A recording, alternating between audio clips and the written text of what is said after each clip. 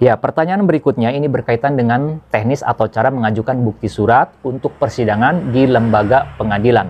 Saya pernah upload video yang membahas tentang alasan kenapa sih bukti surat itu harus ditempel materai, harus dicap kantor pos. Nah, ada yang bertanya seperti ini, saya bacain dulu pertanyaannya. Kalau berkasnya ada 8, apakah harus dimaterai semua?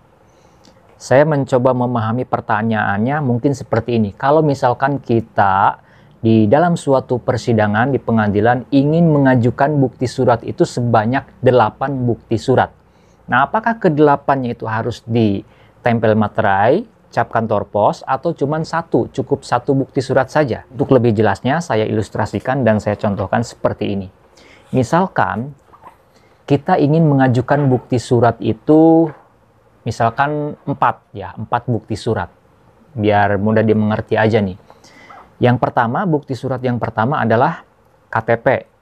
Kemudian yang kedua, kartu keluarga. Yang ketiga, akta kelahiran. Yang keempat, buku nikah. Nah, keempat-empatnya itulah yang nanti fotokopiannya harus ditempel materai dan cap kantor pos. Contoh, KTP di fotokopi dulu dan di fotokopinya harus seperti ini. Ya, harus seperti ini. Diletakkan di dalam kertas 1 lembar, jangan digunting pas KTP-nya. Nah, jadi kalau sudah difotokopi si KTP ini, silahkan tempel materai. Tempel dulu materai. Nah, itu kan satu ya, yang akan kita jadikan bukti surat. Yang pertama KTP, fotokopi dulu dan tempel materai. Kemudian yang kedua, kita juga ingin mengajukan bukti surat berupa kartu keluarga. Sama, kartu keluarga juga fotokopi dulu. Nah, fotokopiannya tempel materai juga. Tempel materai di mana saja boleh, yang penting kelihatan pas spasi atau pas yang kosongnya di halaman depannya. Kemudian yang ketiga, akta lahir. Sama, akta lahir fotokopi dulu, fotokopiannya tempel materai dulu. Kemudian yang keempat, kita ingin mengajukan bukti surat berupa buku nikah. Nah, kebetulan buku nikah setelah difotokopi misalkan jadinya jadi 2 lembar seperti ini. Ya, halaman pertama, kemudian halaman kedua.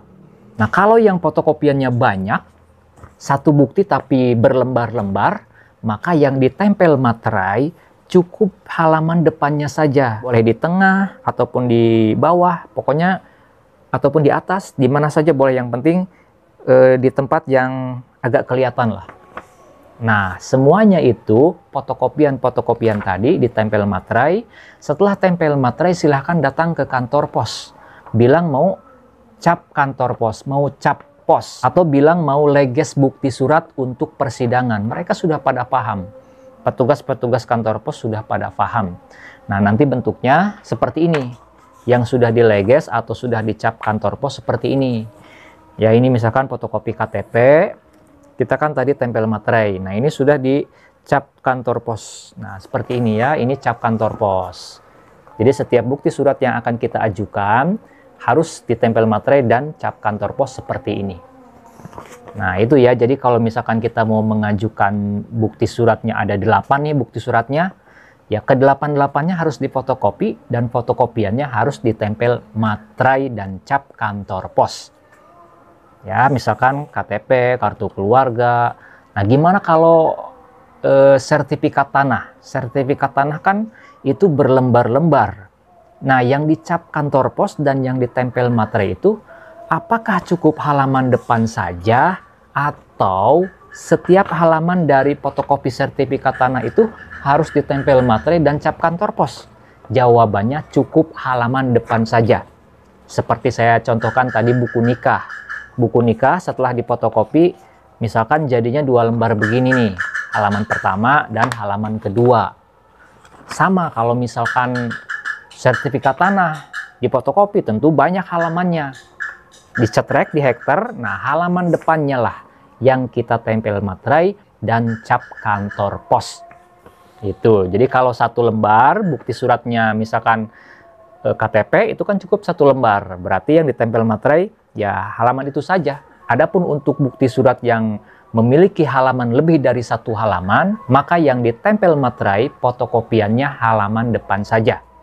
Tapi tetap semua halaman harus difotokopi. Seperti yang saya sampaikan tadi, misalkan bukti surat yang ingin kita ajukan adalah sertifikat tanah. Fotokopi dulu sertifikat tanah semuanya, jangan halaman depannya aja. Setelah difotokopi semua, fotokopian dari sertifikat tanah hektar. Depannya tempel materai. Kemudian bukti surat yang lebih dari satu halaman biasanya berbentuk perjanjian.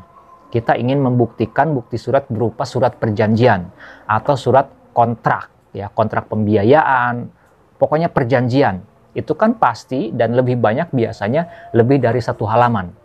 Sama, semuanya fotokopi dulu perjanjian tertulis tersebut, ya. Kemudian fotokopinya di hektar, halaman depannya tempel materai, kemudian datang ke kantor pos. Nah, oleh karena itu sebelum datang ke kantor pos, inventarisir dulu bukti-bukti apa aja sih yang mau kita jadikan bukti di persidangan nanti. Inventarisir dulu, nomor 1 apa, nomor 2 apa, 3 apa. Misalkan semuanya ada 8 nih. Misalkan KTP, kartu keluarga, akta kelahiran, buku nikah, kemudian juga misalkan sertifikat tanah, kemudian surat perjanjian, kemudian surat hibah, kemudian misalkan kwitansi. Nah, ke-8-nya itu kita siapkan dulu, kita susun rapi. Kemudian fotokopi. Setelah semua bukti surat kita fotokopi, tempel materai satu persatu ke 8-8-nya. Nah, setelah ditempel materai, datang ke kantor pos, bilang mau leges. Ya, mereka sudah pada paham, mau leges atau mau cap kantor pos untuk bukti persidangan. Untuk bukti di persidangan atau untuk sidang. Untuk kepentingan persidangan di pengadilan. Mereka sudah pada paham. Nah, setelah itu kalau sudah dapat cap kantor pos, langkah selanjutnya kalau misalkan persidangannya dari awal diselenggarakan secara e-court, secara elektronik, harus diupload dulu. Satu persatu dijadikan PDF dulu. Misalkan 1, fotokopi KTP yang sudah di materai dan cap kantor pos, kita scan dulu nih. Pakai HP juga kan banyak sekarang aplikasi scan, ya. Di scan, kemudian kasih file, misalkan bukti penggugat nomor 1. Setelah dikasih nama, kita save, simpan di folder. Kemudian yang kedua, misalkan kartu keluarga yang udah di materai, yang udah cap kantor pos, kita scan juga. Scan, kemudian dikasih nama filenya bukti penggugat nomor 2. Itu boleh. Atau dinamainya bukti penggugat nomor 1 strip KTP, dan seterusnya. Yang jelas harus ada keterangan bukti penggugat atau bukti tergugat, gitu ya.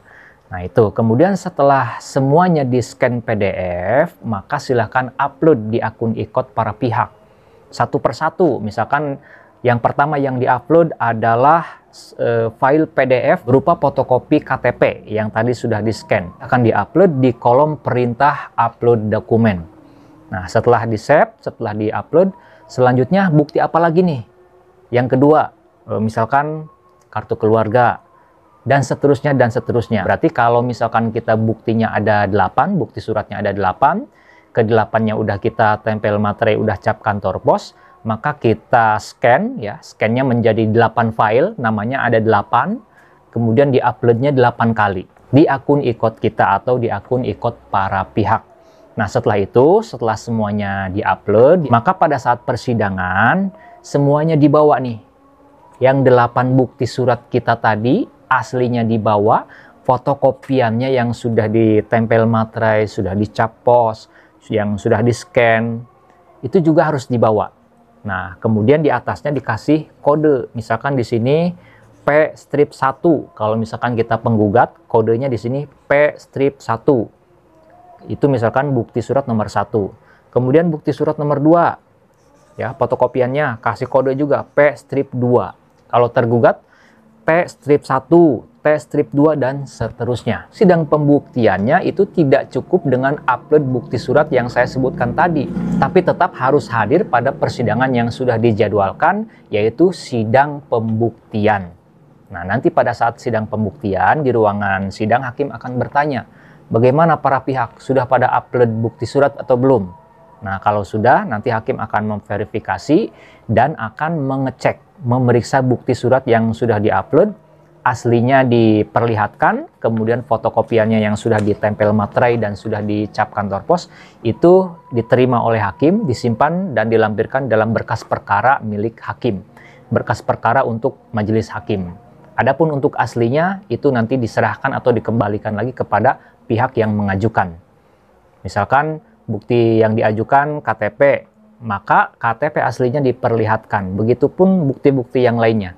Nanti akan dicocokkan oleh hakim antara asli dengan fotokopiannya sama atau tidak. Fotokopiannya sudah dimaterai dan cap kantor pos atau belum. Nah, itu kan diperiksa sama hakim. Kalau udah semuanya selesai, maka selesai sudah tahapan sidang pembuktian bukti surat. Namun tentunya hakim juga nanti akan menawarkan apakah masih ada bukti surat tambahan. Kalau ada, maka persidangan selanjutnya itu masih bisa mengajukan bukti surat. Tapi kalau misalkan hakim sudah menawarkan tapi penggugat menyampaikan atau menjawab sudah cukup, maka agenda selanjutnya biasanya sidang pemeriksaan saksi. Nah, itu ya teman-teman, mudah-mudahan bisa dimengerti, bisa dipahami bagi Anda yang membutuhkan informasi terkait dengan hal ini. Kalau video ini ada gunanya, channel ini ada manfaatnya, saya mohon keikhlasan dari pemirsa YouTube semuanya untuk subscribe ke channel Pengacara Santuy. Bukan siapa-siapa, hanya Lawyer Deso. Sampai jumpa di video-video selanjutnya. Assalamualaikum warahmatullahi wabarakatuh.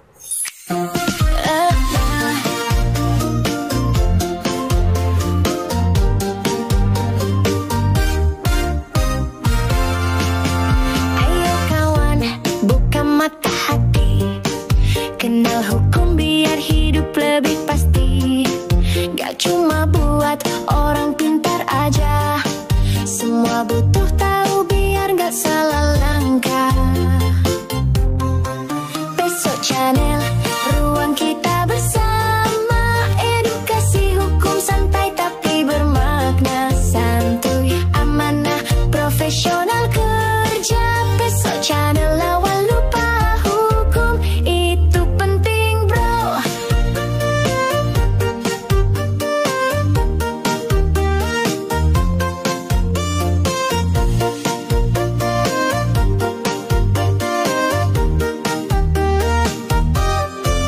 Banyak kasus di sekitar kita, jangan sampai kita cuma penonton aja.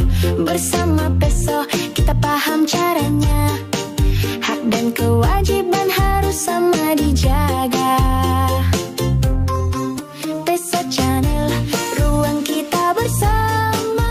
Edukasi hukum santai tapi bermakna. Santuy, amanah, profesional kerja. Peso channel, lawan lupa hukum. Itu penting bro.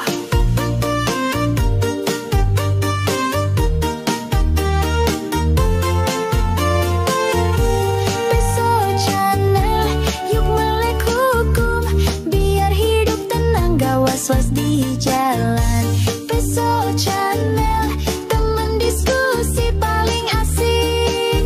Santuy tapi serius, itu baru Ciamik.